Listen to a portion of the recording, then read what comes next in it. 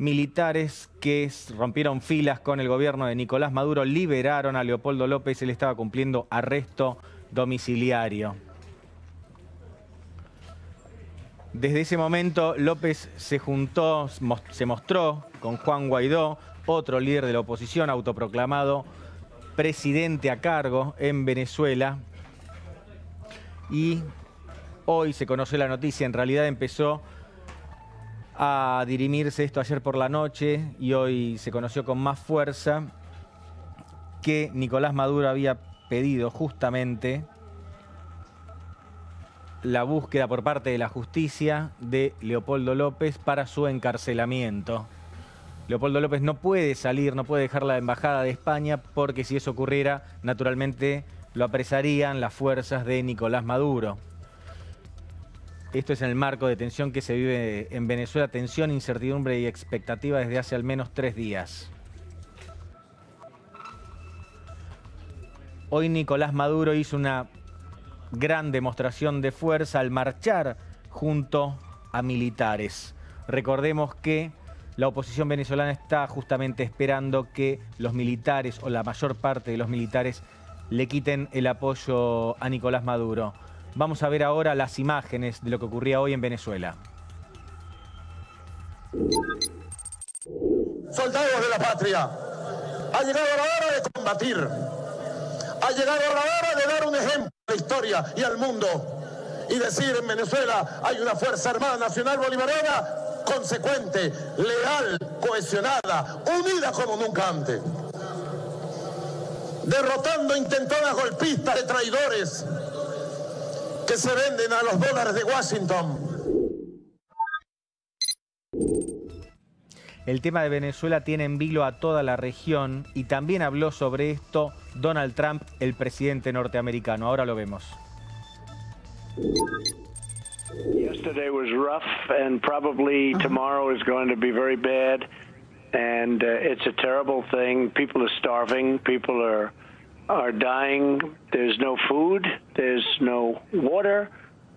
It's just a terrible situation. You see what's going on.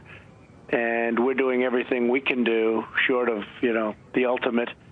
There are people that would like to have us do the ultimate, but we have a lot of options open. But when we look at what's going on there, it's an incredible mess. Some of them I don't even like to mention to you because they're pretty tough. But we see what's happening with respect to the hunger. You don't see things like this anymore. And they don't want food. Maduro won't accept food. I think he should, frankly. I think it would be better for him if he did, because you have people that are starving and they become desperate, and you see what's happening on the streets. And the streets are very dangerous, and it's very dangerous for, frankly, everybody. And we haven't seen a scene like this in many, many years. And when you think how wealthy this country was, Trish, this country was one of the wealthy countries, not just there, but this was one of the wealthy countries of the world. And now you look at what's going on, where they don't even have food, where they can't get water. The water is filthy dirty, and people are getting sick. It's a terrible, terrible thing. Algunas opciones no las quiero imaginar, ni imaginar, decía el presidente norteamericano Donald Trump. Naturalmente se estaba refiriendo a una intervención militar en Venezuela, que por otra parte fue mencionada ayer un poco más, de manera más extensa, por un asesor militar de Donald Trump. Así se está viviendo la situación en Venezuela, es decir, es territorio de pelea de venezolanos contra venezolanos, pero también de las potencias, porque allí hay soldados rusos y Estados Unidos mira el tema con tremenda atención. Vamos a seguir justamente hablando de este tema con Nicolás Da Pena, especialista en seguridad y narcotráfico. Nicolás, ¿cómo estás? Bien, un gusto, gracias.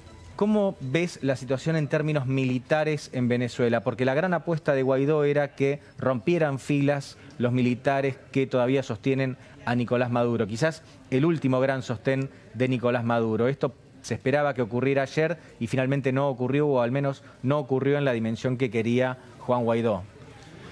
Hay dos formas de encarar o de ver una crisis de este tipo. Una es la solución que se puede dar de manera interna dentro del país y otra una solución que pueda provenir de el consenso internacional. Hasta ahora a nivel internacional intervino la OEA con unas declaraciones, el Grupo de Lima, pero ninguno tiene el poder para decidir acción militar sobre Venezuela. Esto, una cuestión que hay que dejar muy clara es la siguiente: a nivel global, el único organismo que tiene competencia, jurisdicción, capacidad para decidir una acción militar legítima es el Consejo de Seguridad de la ONU. Sí, también recordemos, Nicolás, que en el pasado Estados Unidos no desoyó en algunas ocasiones al Consejo de Seguridad de la ONU y finalmente intervino militarmente. Recuerdo el caso de Irak, por ejemplo. Sin ninguna duda. Y es un excelente caso también el caso en Siria. No se animaron, sino apoyaron movimientos, grupos armados en su momento. ¿Qué particularidad tiene esto? Si vos no actúas bajo el paraguas del Consejo de Seguridad de la ONU, es una decisión unilateral. Si es una decisión unilateral, el país agredido puede requerir la participación y apoyo de países aliados con intereses. Y ahí estamos a las puertas de una guerra. Esto en Siria ocurrió en el 2014, cuando intervino Rusia para equilibrar la guerra, tomó control de la base Latakia y a partir de ese momento la guerra se revirtió, recuperó control, el régimen sirio, etc. No es algo que sea la primera vez que ocurrió, va a seguir ocurriendo y para eso existe el Consejo de Seguridad.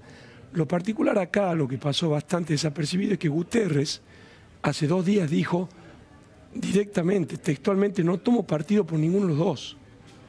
O sea, que quede claro, es un tuit, lo puedes encontrar si no después. ¿De la ONU? Sí, el secretario general de la ONU dijo en un tuit, no tomo partido por ninguno de los dos. Por consiguiente, la legitimidad de la acción militar, si se da, tiene que darse dentro de lo que todas las naciones civilizadas aceptamos, que es una decisión del Consejo de Seguridad. Esto no significa abrir un juicio sobre el pésimo gobierno de Maduro. Pésimo gobierno de Maduro.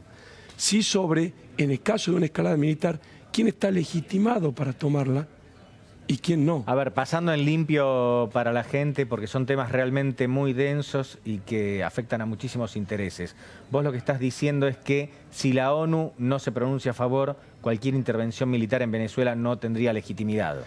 Sería un casus belli, es un caso de guerra. Yo para la ONU trabajé en 2 teatros de operaciones, la guerra de Yemen y la guerra de Siria. En ambos casos investigaron tráfico de armas, uso de armas químicas. En la guerra de Yemen la ONU intervino, definió quién legítimamente debía ejercer el poder y qué grupo armado ilegítimamente estaba atacando.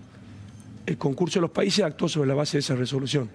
En Siria no hubo ninguna resolución de la ONU en el sentido de definir cómo, violando la legalidad al régimen de Bashar al-Assad y pro legalidad a los grupos armados o insurgentes. Por consiguiente, los resultados usualmente, para que tengan un paraguas de legitimidad, tienen que pasar por el Consejo de Seguridad. ¿Por qué? Argentina esto no lo percibe porque es un país extremadamente débil en términos militares, no tiene relevancia a nivel global.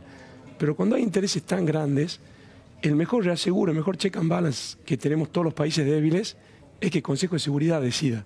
Claro. Porque usted tiene 2 grupos claros, el P3 de los 5 permanentes, que son los que ganaron la Segunda Guerra Mundial, más China. Estados Unidos, Reino Unido y Francia por lo general actúan en el mismo sentido. Pero del otro lado tiene Rusia y China. Armamento nuclear, capacidad operativa. Están sosteniendo a Maduro, por otra parte. Tienen intereses comprometidos. Estados Unidos tiene intereses comprometidos en Aramco, que es Saudi Arabia, y Saudi Arabia está bombardeando Pero Yemen. vos decís que podrían retirarle el sostén a Maduro si hay un acuerdo, por ejemplo. Si el Consejo de Seguridad lo decidiese, no es que podrían, deben hacerlo, sino están violando una directiva del único que puede autorizar el uso de la fuerza. Nicolás, ¿qué debe ocurrir para que los militares que todavía son fieles a Maduro le retiren el apoyo, si es que esto es posible? Y acá hay otro punto, permíteme responder una cuestión previa. Los militares no tienen que apoyar a nadie. Pero lo Tiene hacen, que de ser hecho. objetivo. Exacto. Pero Ahora están sosteniendo a un sector. Los militares, y esto lo he sentido decir muchísimo, el propio canciller de Argentina sentí una declaración, el otro día me llamó la atención vista desde el punto de vista internacional. Los militares tienen que ser neutros, objetivos y garantizar elecciones libres. Sí, Tienen que ser los últimos garantes, no lo están haciendo. Se da en Venezuela. No lo están haciendo. No es que tienen que abandonar un bando y pasar las armas al otro bando. Eso no. Tienen que ser neutros, objetivos y garantizar elecciones transparentes y Supuestamente libres. Guaidó quiere que el alzamiento sea en el marco de la Constitución y todavía no dispararon un solo tiro, eso dicen ellos al menos. Acá yo volvería al punto de Guaidó. Lo que es muy positivo el punto de vista del teatro de operaciones geopolíticos por parte de Guaidó es que es el único que dijo quiero llamar a elecciones transparentes. Por consiguiente, si se tuviese que tomar una opción, la convocatoria a elecciones transparentes debieran ser realizadas neutras, objetivamente y protegidas por la propia Fuerza Armada. Guaidó quiere, Maduro no. Ahí está claro, son elementos objetivos de análisis para quitarle un poco de pasión. Recuerdo lo que pasó en Libia cuando cayó Gaddafi.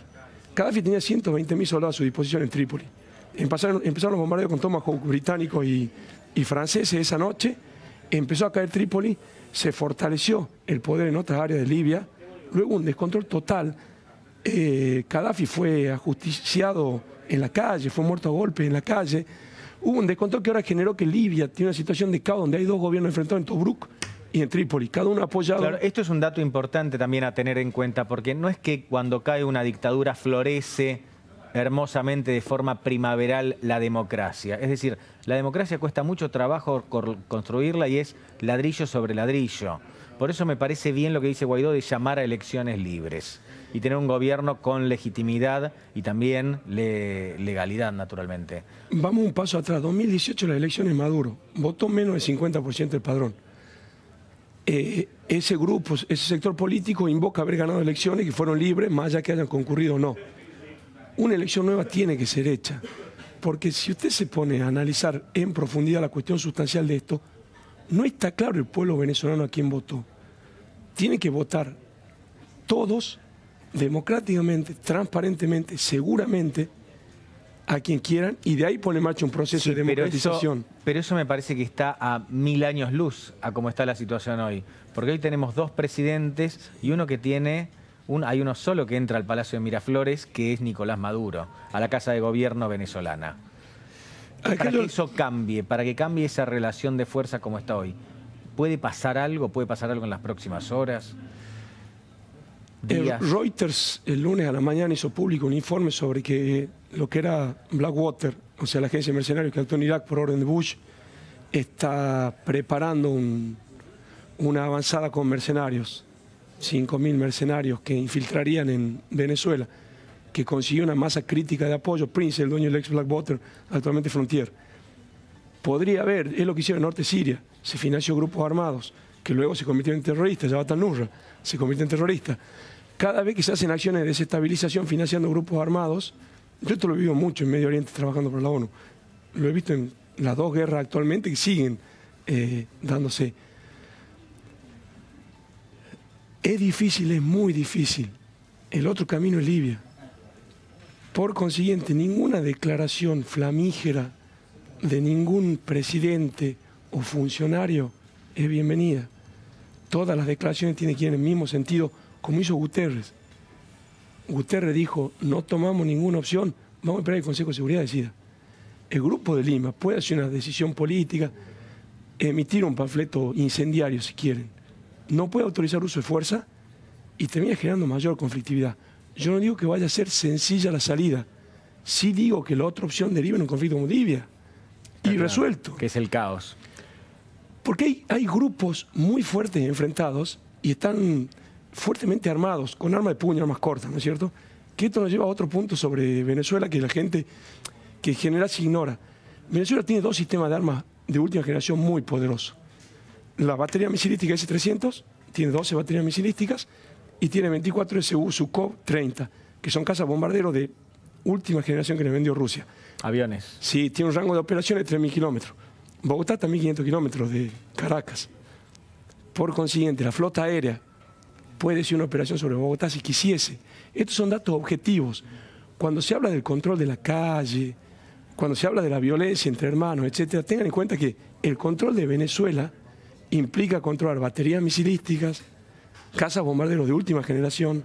Tiene más fuerza militar de lo que la gente piensa, buque de guerra, dice usted. Por supuesto, el solo hecho de los Sukhoi, los Su-30 y los S-300, que son las últimas baterías misilísticas que le vendió Rusia a Siria para proteger su frontera, es lo más caro y lo de último, la última tecnología que existe a nivel global. Nicolás, ¿cómo se hace para normalizar el país cuando hay intereses extranjeros como Rusia, China? También se habla del espionaje cubano trabajando en Venezuela. ¿Cuáles son los intereses, por ejemplo, de Rusia en Venezuela o de China en Venezuela? Volvemos a lo mismo. Aramco es la petrolera más grande del mundo y está en Saudi Arabia. PDVSA es una petrolera muy grande también. Los intereses en este momento de Venezuela son mayores de posicionamiento geopolítico por cercanía. Es básicamente hidrocarburos, pero está detenida la producción y venta de hidrocarburos de PDVSA. Ergo, ¿están comprometidos intereses? Sí.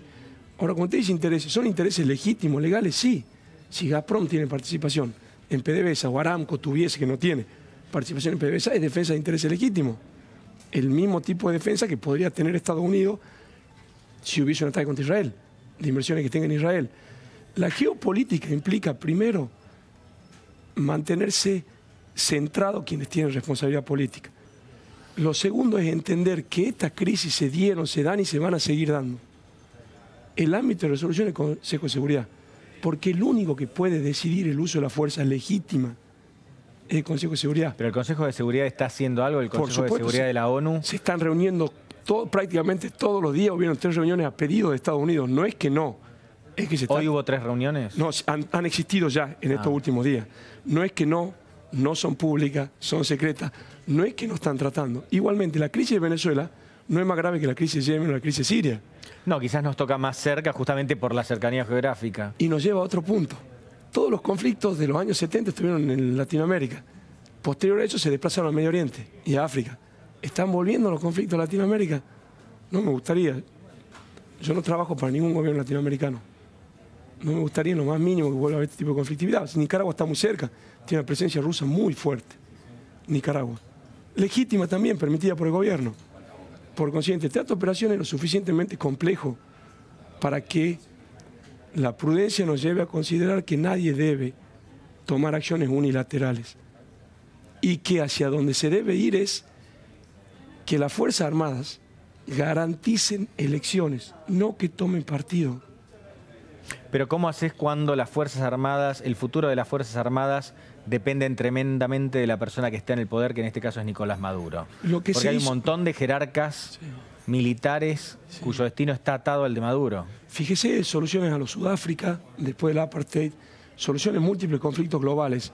Se acuerda una amnistía a cambio que se garantice una elección transparente y una salida organizada de la crisis. Pero Maduro no está aceptando la amnistía en este momento.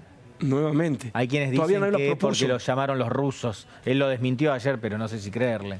Pero acá hay otro punto. Cuando se lo llamaron los rusos para que no abandone el país donde él está ejerciendo, de hecho de facto, pero está ejerciendo el control hasta donde se puede de la situación, que le haya pedido un integrante del Consejo de Seguridad de la ONU, un miembro permanente del Consejo de Seguridad de la ONU, que permanezca en el país en los términos en el que está, para eventualmente evitar una escalada, no merece una opinión negativa. Es una opinión en la cual un país muy serio, con capacidad nuclear, con inversiones, le dice a un presidente: no precipite lo que podría ser una crisis por lo que usted dice. Se van a enfrentar a nivel callejero y a nivel militar, porque hay bandos. O sea que si se va Maduro no es que descomprime la situación inmediatamente. Nadie lo puede saber a eso. Lo que sí tiene que tener muy claro es que lo más importante es el plan posterior a eso. Eso es lo que tiene que ser responsable el gobierno de Estados Unidos, del Reino Unido, de Francia, de China, de Rusia, de todos los países que puedan tener interés en un compromiso geopolítico. Colombia está al lado. O sea, puede generar una reacción negativa, un mal manejo de una crisis. Y un mal manejo de una crisis le cuesta 6, 7 años salir. 2011 fue la primavera árabe. Siria sigue en guerra. 2012 a 14 explotó la guerra en Yemen. Sigue en guerra. Bien. ¿Venezuela es un narcoestado? No tengo elementos de convicción suficiente para emitir una opinión respecto de qué se podría entender como un narcoestado. Un alto nivel de corrupción en mandos militares y civiles, sí, sin duda, sin duda. De ahí a que sea un narcoestado, es mayor la producción de cocaína de Perú o de Colombia que la de Venezuela. ¿Qué sería un narcoestado? No emito ninguna opinión al respecto. Pero sí con respecto a la corrupción. Es notorio eso, es notorio por una serie de variables y de indicadores objetivos. Un país con la riqueza que tuvo no se pudo haber degradado en 3 años la forma que se degradó si no hubiese habido, más allá de un mal gobierno, una severa distracción de recursos públicos. Nicolás Da Pena, especialista en seguridad y narcotráfico, muchísimas gracias. Muy amable. Vamos ahora nosotros en Café de la Tarde al encuentro de Juan Pablo Zanotto. ¿Cómo te va, Pablo? Buenas tardes. Vamos a contarles y a ver imágenes de una verdadera tragedia que tiene que ver con un incidente vial ocurrido anoche en el barrio de San Cristóbal, en el cruce de las calles La Rioja e Independencia, cuando